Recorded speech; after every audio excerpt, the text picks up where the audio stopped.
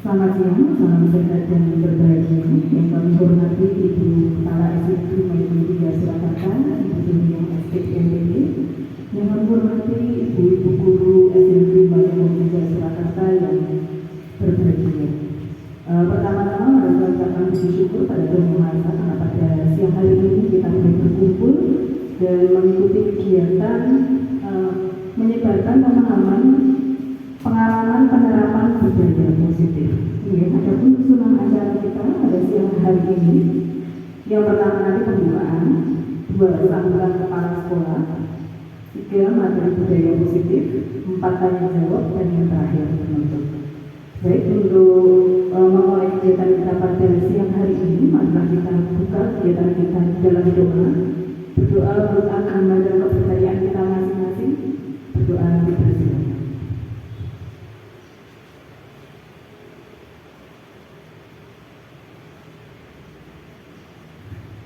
Selesai. Acara yang kedua yaitu sambutan kepala sekolah kepada Ibu Dunia SPNBD, kami persilakan. Terima kasih Dirjen Pengawas tadi yang telah memberikan waktu kepada saya, ibu-ibu yang saya hormati dan saya sayangi karena semuanya ibu. Bismillahirrahmanirrahim. Assalamualaikum warahmatullahi wabarakatuh. Alhamdulillahirabbil alamin wa bihi nasta'in wa ala alihi asyhadu an la ilaha illallah wa la syarika lahu wa asyhadu anna muhammadan abduhu wa rasuluh.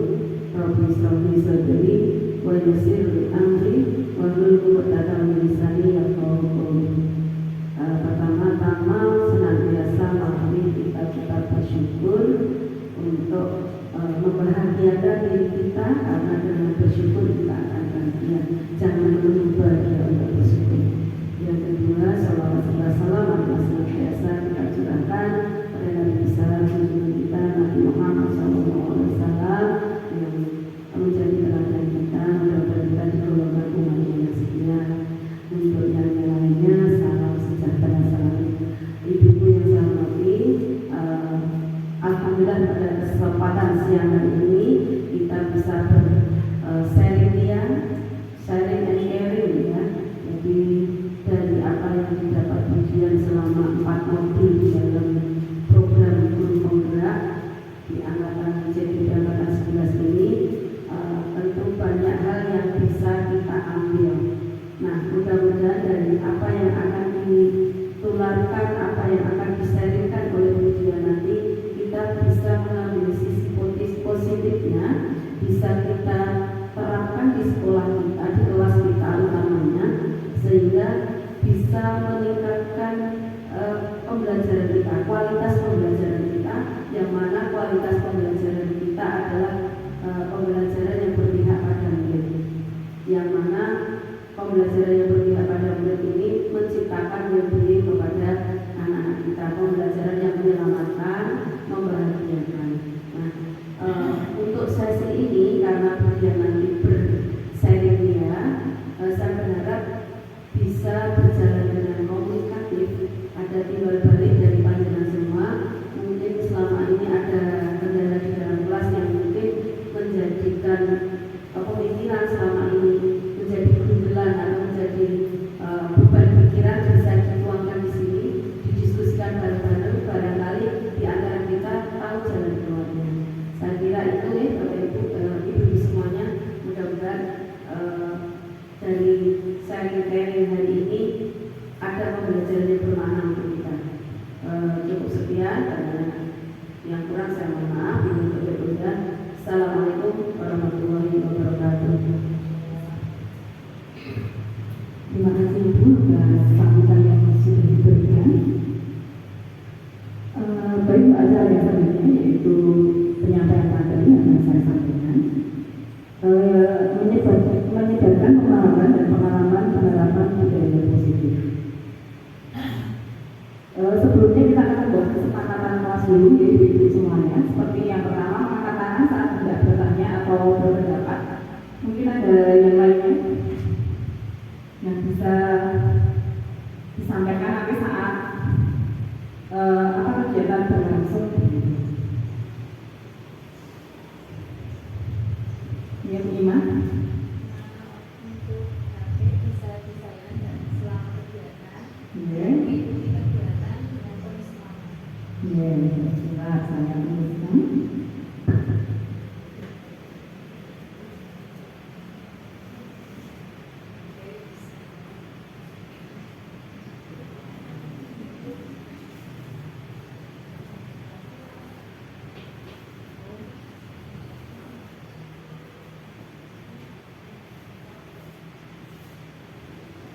Ada lagi? Mungkin lagi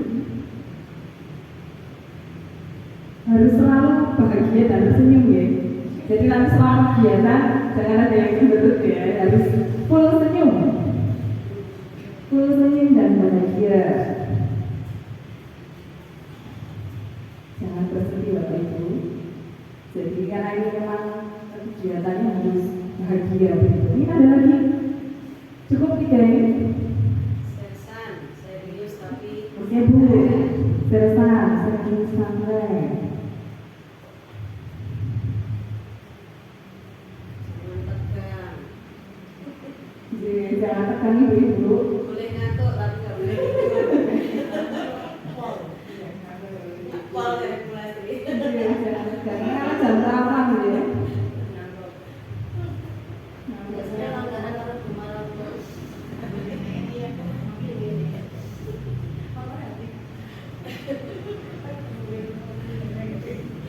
Jadi ini kesepakatan kelas kita yang pertama mengangkat tangan saat tidak bertanya atau berpendapat. Dan yang kedua bagian silent saat kegiatan. Full senyum dan bahagia. Serius tapi santai dan jangan tegang ya. Jadi, mari kita ekspresi sebentar supaya tidak ngantuk gitu ya. Supaya kita semuanya juga sukses semuanya, kita akan tepuk sukses ibu-ibu semuanya. Jadi tepuk sukses. Di hatiku ada cinta, di mulutku ada doa, di tanganku ada karya. Sukses, sukses, yes. Bisa ya? Oh, dipakai itu lala. Oke. Sekali lagi ya, 1, 2, 3. Tepuk sukses. Di hatiku ada cinta, di mulutku ada doa, di tanganku ada karya. Sukses, sukses, yes, lala. Ya, terima kasih. Semoga ekspresi ini bisa menambah semangat kita ya. Satu lagi ya Ibu, ekspresinya. Ya, ini siapa cepat ya Bapak? Ya, 10 ditambah 10 kali 0 kurangi 4. Nah, ada lagi jawaban yang lainnya? Ayo Bukan, berapa Bukan? 10 tambah 10 Berapa Bu? Oh 16, ada yang jawab 16. Ada yang jawab tadi 6. Bulan sering jawab berapa Bu? minus 14. Ibu jawab minus 4, ada yang jawabnya minus juga. Ayo. Ayo kita ya jawabannya masih mengingat tipe londo itu loh Bu. Poro lan mansudo. Jadi artinya yang didahulukan adalah perkaliannya dulu, pembagian, pertambahan, baru pengurangan. Jadi kalau seperti ini asumsinya bisa banyak sekali. Jadi yang pertama tadi, nah, nggak ada sumbernya, dimasukin aja. Jadi bisa kalau 10 tambah 10 20 kali 0 begitu kan jawabannya 0 kurangi 4 begitu jawabannya bisa minus 4 ya. Kadang anak kita juga seperti itu. Terus bisa juga kalau 10 ditambah 10 kali 0 0 dikurangi 4 berarti kan 10 ditambah 0 kurangi 4 jawabannya nah yang benar ya 6 ya. Jadi pertanyaan yang jawabnya 6 ya. Nah, ini pertanyaan yang Bu di A5. Dia selanjutnya konsep konsep utama dalam modul budaya positif yang pertama adalah perubahan paradigma belajar, yang kedua disiplin positif, tiga kebutuhan dasar manusia, yang keempat motivasi perilaku manusia, kemudian yang keenam adalah posisi kontrol, kelima posisi kontrol, enam keyakinan kelas, dan ketiga restitusi. Pembelajaran yang paradigma baru, dirancang berdasarkan prinsip pembelajaran yang terdiferensiasi sehingga setiap siswa belajar sesuai dengan kebutuhan dari tahap perkembangannya untuk mewujudkan profil pelajar Pancasila. Jadi nanti endingnya setiap pembelajaran kita adalah pada tumbuhnya atau terwujudnya profil pelajar Pancasila. Masih ingat ya ada 6 karakter dalam profil pelajar Pancasila? Ya ada, kita bernyanyi bersama anak-anak itu ya. Ya ada jawabannya bukan berarti kelasnya ini sudah menerapkan profil pelajar Pancasila aja. Selanjutnya untuk perubahan paradigma stimulus respon teori kontrol. Misalkan kita mengontrol seseorang, stimulus responnya begini. Kita mencoba mengubah orang agar berpandangan sama dengan kita. Teori kontrolnya, kita berusaha memahami pandangan orang lain tentang dunia. Yang kedua, perilaku buruk dilihat sebagai suatu kesalahan. Atau teori kontrolnya, semua perilaku memiliki tujuan. Dan kita melihat orang yang mencuri itu sebagai suatu kesalahan atau keburukan. Tapi sebenarnya dia mencuri misalkan untuk menghidupi anaknya ya, kepepet begitu itu juga bisa ya, sebagai salah satu tujuan. Jadi bukan kok dia itu ingin mencuri, itu bukan, tapi karena memang ada tujuannya. Kemudian orang lain bisa mengontrol saya. Kemudian teori kontrolnya hanya Anda yang bisa mengontrol diri Anda.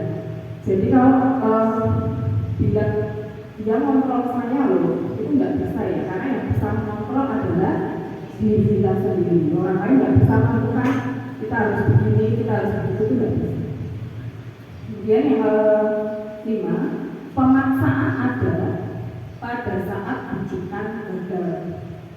Teori kontrolnya, kolaborasi dan konsensus menciptakan pilihan-pilihan baru. Kemudian stimulus yang terakhir, model berpikir menang kalah. Tapi teori kontrolnya, mari kita berpikir menang dan menang. Disiplin positif. Dalam budaya kita, kata disiplin dimaknai menjadi sesuatu yang dilakukan seseorang pada orang lain untuk mendapatkan kepatuhan. Kita cenderung menghubungkan kata disiplin dengan ketidaknyamanan. Sebagai pendidik, tujuan kita adalah menciptakan anak-anak yang memiliki disiplin diri, sehingga mereka bisa berperilaku dengan mengacu pada nilai-nilai kebajikan universal dan memiliki motivasi intrinsik bukan ekstrinsik. Padahal disuruh disiplin nyaman atau tidak begitu? Enggak ya? Disuruh seperti disuruh datang ke papaku begitu. Kok disuruh datang ke papaku padahal di rumah masih ada kegiatan seperti ini dan seperti itu, kadang menimbulkan ketidaknyamanan. Nah, kebutuhan dasar manusia itu ada lima. Yang pertama adalah bertahan hidup, dua kasih sayang dan rasa diterima, kemudian yang ketiga adalah kekuasaan, yang keempat kebebasan, dan yang kelima adalah kesenangan. Masih ingat tadi kebutuhannya ada lima: bertahan hidup, kasih sayang dan rasa diterima, penguasaan, kebebasan, dan kesenangan. Nah, kita akan bermain tebak-tebakan ini. Nah, ini ibu guru bilang aku tidak boleh bersenandung sewaktu mengerjakan tugas. Katanya kelas harus tenang, tidak ada suara. Padahal kan aku suka dan senang menyanyi. Nah, ini kebutuhan apa ya?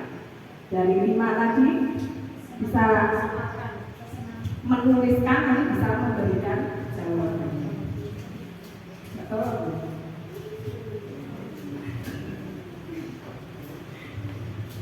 Nah, itu kan hijau.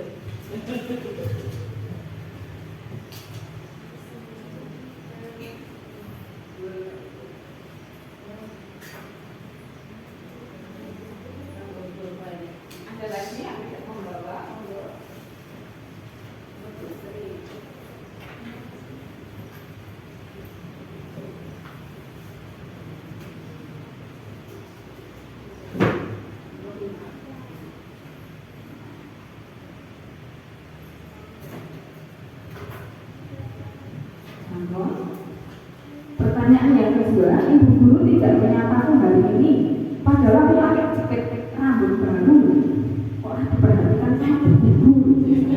Kadang-kadang yang seperti itu ya. Atau yang ketiga, aku bosen, masa belajarnya cuma itu aja, menurut ibu guru aja. Kapan aku prakteknya mungkin seperti itu? Kadang anak-anak kita mungkin membantu gitu ya. Nah itu termasuk kebutuhan sama. Kemudian yang ketiga, atau ini, aku sebel gambarku tidak rapi, malah ibu guru nunjukin ke teman-temanku di depan kelas. Kadang ada yang pernah makan itu tidak sengaja gitu. Jadi kan gambarnya elek, malah duduk-duduknya murid yang lainnya dulu. Kondisi A, gambarannya ini dulu. Ternyata bisa ngedol yang murid ya. Monggo jawabannya 1, 2, 3, 4. Sebelum saya buka jawabannya, yo monggo. Oh, kebutuhannya tadi apa saja monggo. Ini pilihannya. Ada pilihannya bertahan hidup, kasih sayang dan rasa diterima, penguasaan, kebebasan atau kesenangan.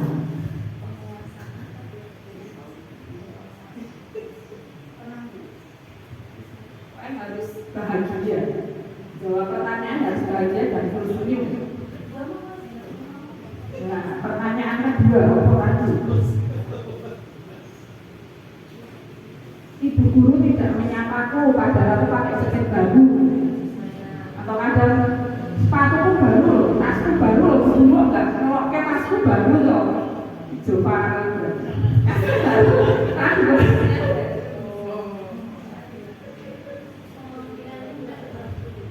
Pilihannya tadi ada salah, weh. Keleru mencatat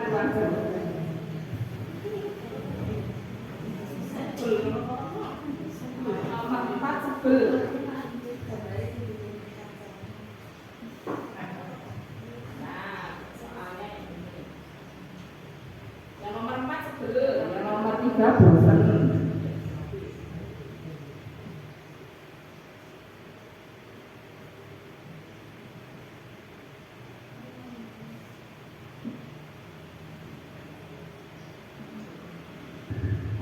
Enggak ada yang mau membacakan jawabannya.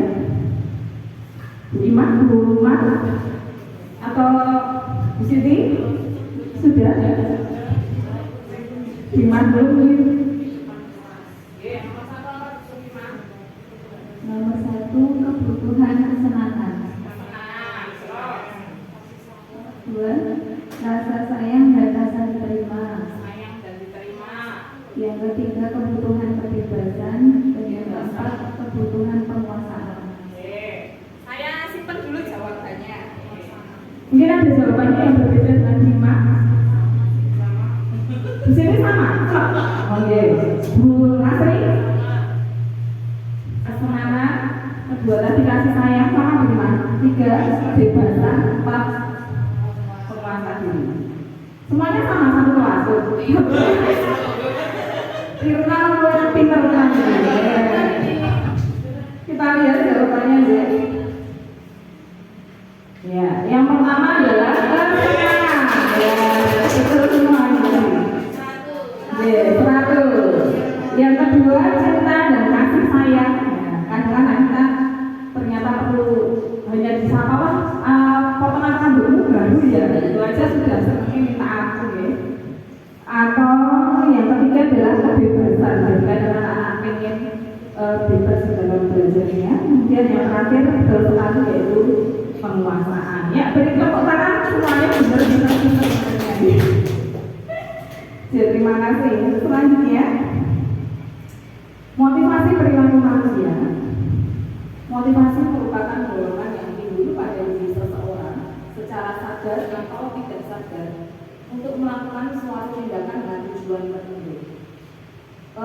Yang pertama menghindari ketidaknyamanan dan dukungan. murid melakukan disiplin diri karena ia takut dihukum. Ini merupakan motivasi ekstrinsik. Ya. Jadi karena kadang murid itu melakukan karena tidak dihukum sama guru. Yang kedua, mendapat imbalan atau penghargaan dari orang lain. Murid melakukan disiplin diri karena ia ingin mendapat imbalan.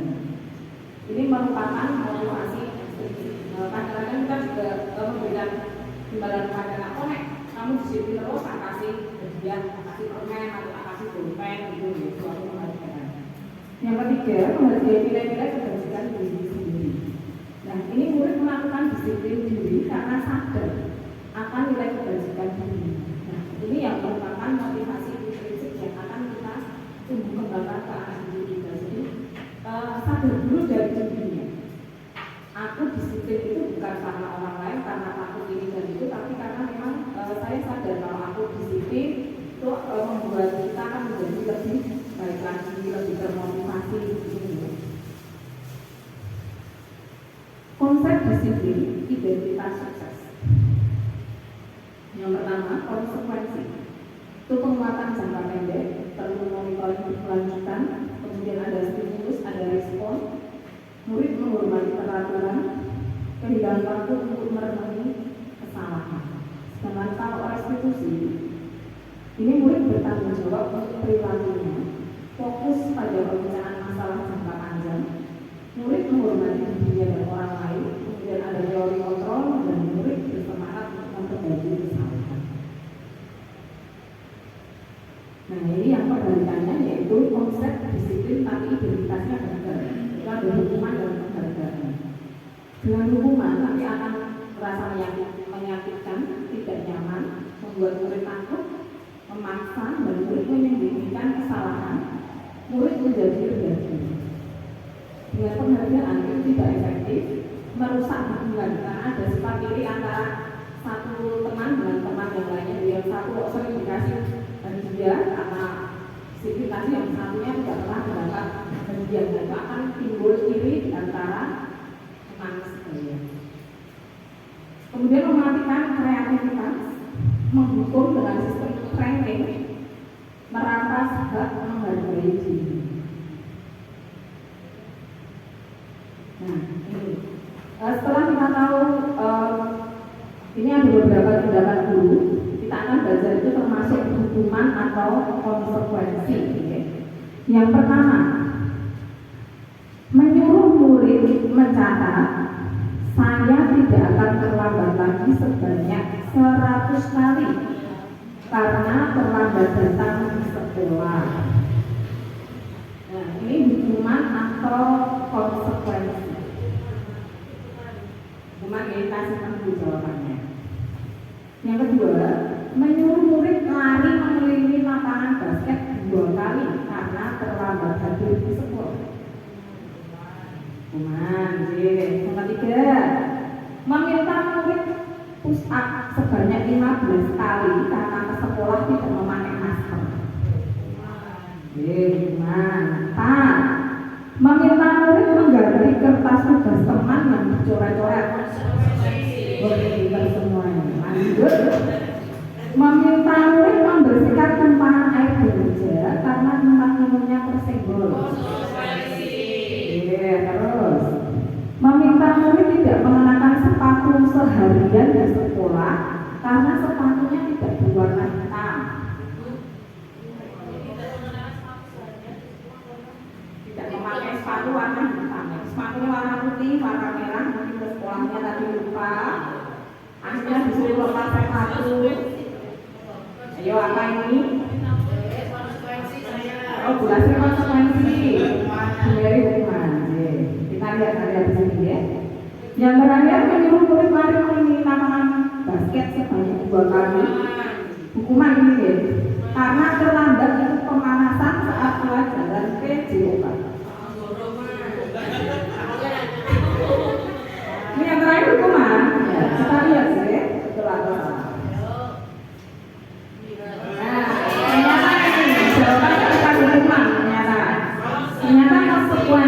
Jadi karena sudah ada kesepakatan dengan guru olahraganya, mungkin jadi kalau kamu terlambat pemanasan, nanti hukumannya lari 2 kali mengelilingi lapangan. Nah, itu ternyata konsekuensi karena memang sudah ada kesepakatan. Nah, sedangkan yang tadi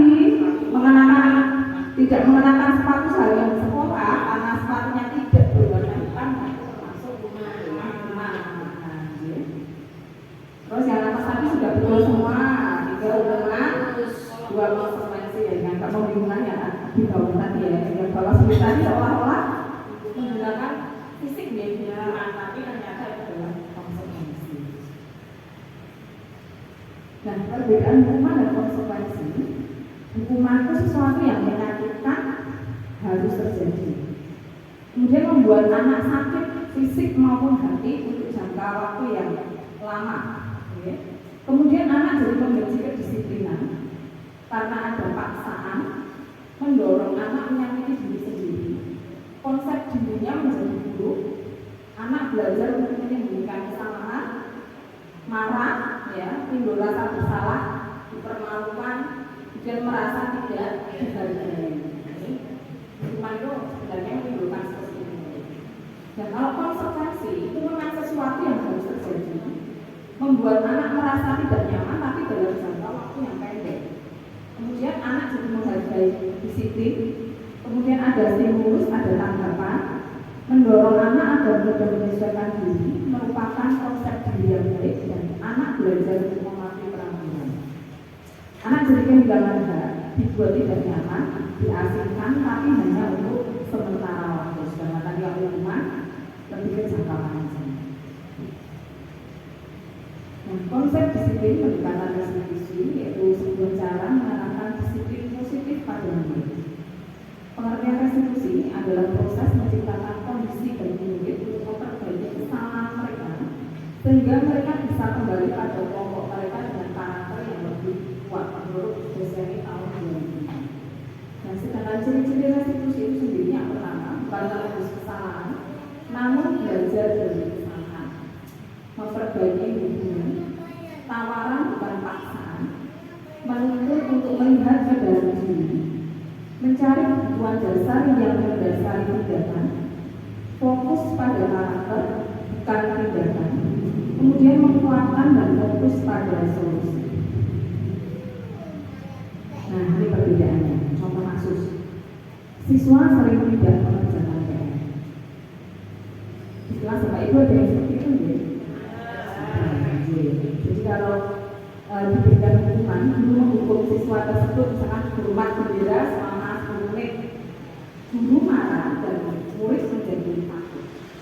Tetapi kalau konsekuensi, guru memberikan konsekuensi untuk mengerjakan PR-nya saat istirahat atau dikerjakan sebanyak 3 kali lipat atau 5 kali lipat, biasanya seperti itu.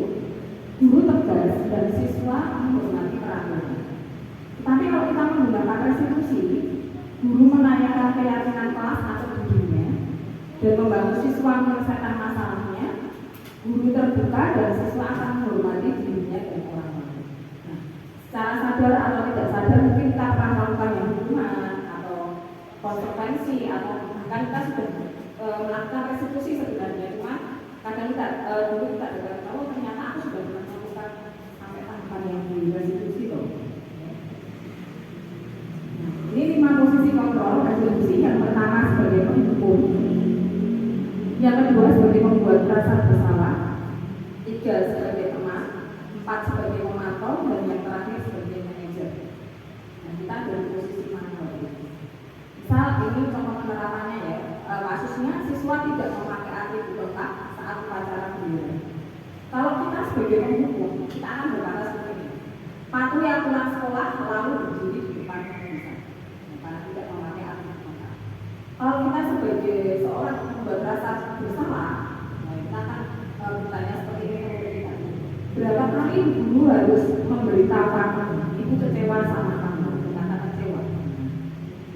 Kalau kita sebagai teman menurut kita akan berbicara seperti ini: ayolah yang tertib, buat ibu bangga, kali ini tidak apa-apa salah. Atau sebagai pemantau, kamu sudah melanggar, apa peraturan dan konsekuensinya? Atau kita akan memilih sebagai manajer, apakah kamu tahu kesalahanmu? Kira-kira bagaimana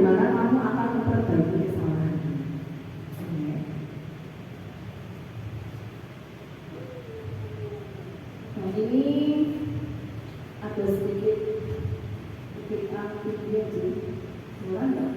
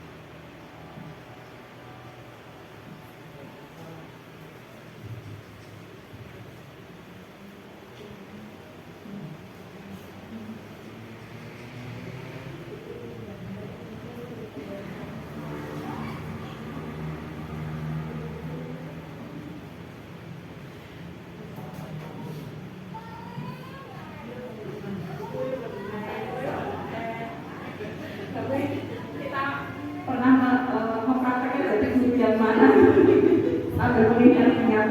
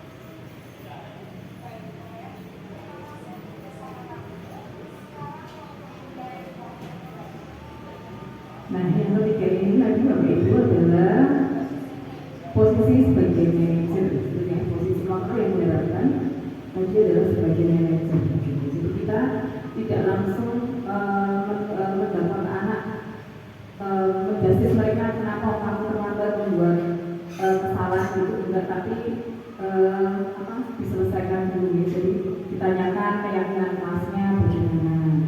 Nah, seperti yang saya sampaikan ini adalah keyakinan kelas, yaitu mengapa keyakinan kelas tidak peraturan kelas saja.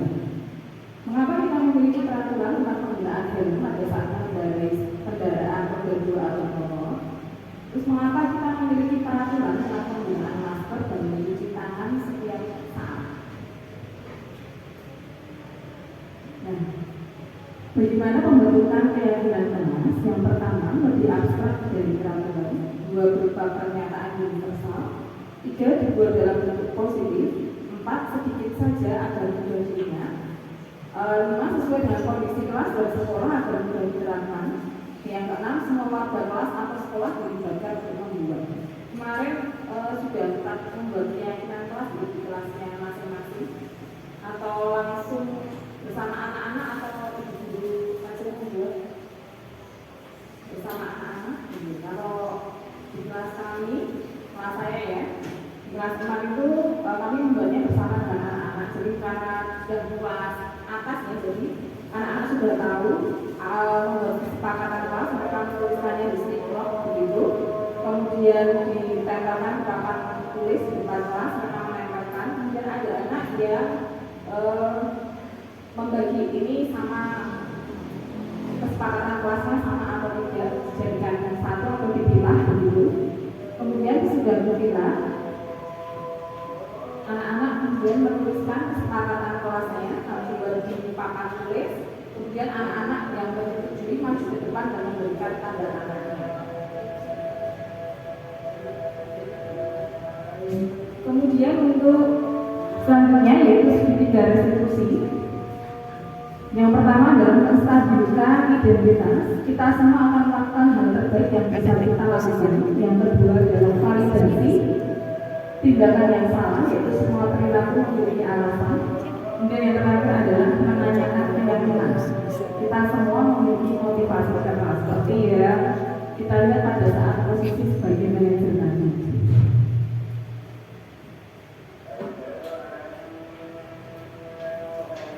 Jadi salah satu contohnya bisa kita lihat bersama-sama.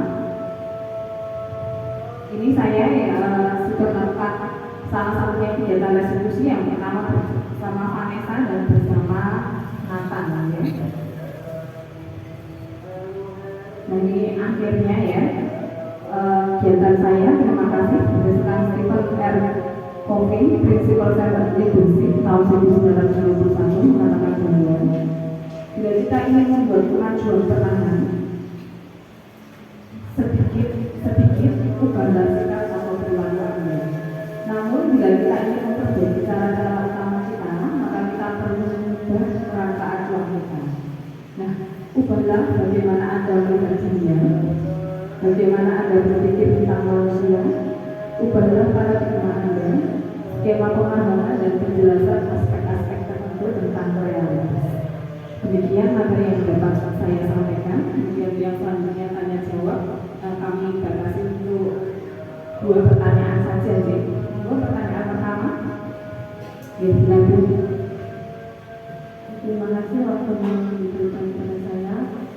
Jadi saya mau menanyakan mengapa budaya sipil positif itu harus diterapkan di sekolah-sekolah. Terima kasih.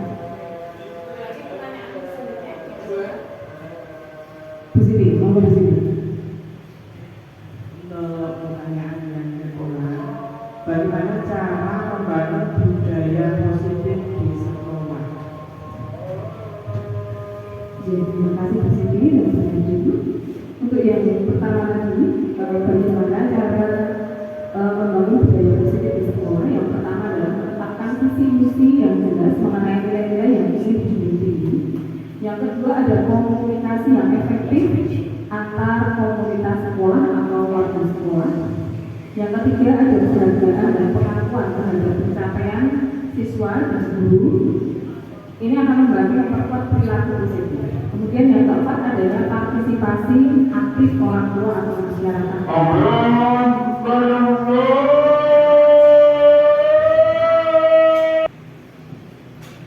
Yang menjawab pertanyaan yang kedua dari Bu Siti, mengapa budaya positif di sekolah penting?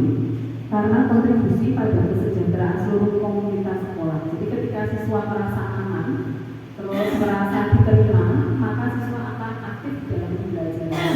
Siswa akan menunjukkan prestasi yang baik, gitu ya, dan memiliki hubungan yang sehat antara teman dengan gurunya. Sedangkan guru yang bekerja dalam lingkungan yang mendukung, maka guru akan merasa termotivasi menjadi produktif dan mampu memberikan pengajaran yang berkualitas kepada murid-muridnya, dan dengan teman sejawat pun akan terguna kolaborasi yang baik. Nah, secara keseluruhan budaya positif meningkatkan kepuasan dan keberhasilan di seluruh aspek sekolah. Itu Bu Siti yang bisa saya jawab. Benar-benar sudah terpuaskan, guys. Mungkin masih ada yang belum terpuaskan atau dengan jawaban saya, mungkin nanti bisa kita belajar bersama-sama ya, di saat kita kumpul gitu. Jadi demikianlah materi yang bisa saya sampaikan. Bila ada salah kata maupun perbuatan perilaku saya yang kurang berkenan, mohon dimaafkan. Kita akhiri kegiatan kita pada siang hari ini di dalam doa. Berdoa untuk agama dan kepercayaan kita masing-masing. Berdoa bersama.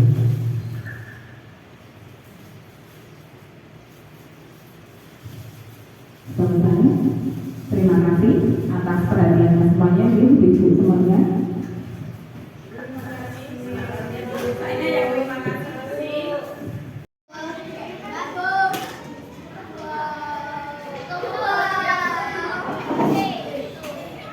Yang sudah selesai menuliskan satu kesepakatan kelasnya bisa dibawa maju ke depan, ditempelkan. Ya, silakan ditempelkan di papan tulis.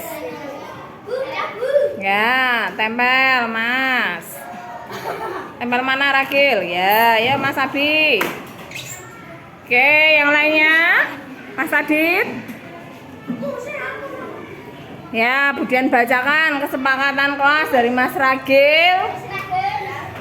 Tidak boleh bertengkar, jaga kebersihan kelas, tidak boleh berbicara kotor. Mas Abi tidak boleh berbicara kotor, menolong teman yang jatuh, menjaga kebersihan kelas. Yo, itu baru beberapa, yang lainnya bisa segera dituliskan.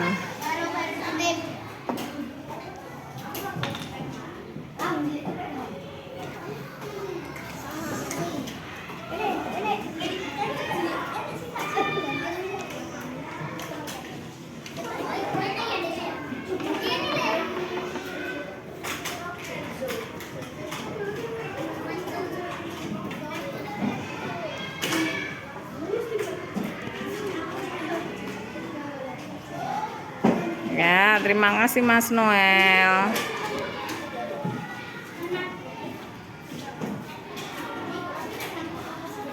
Ya. Makasih Safina.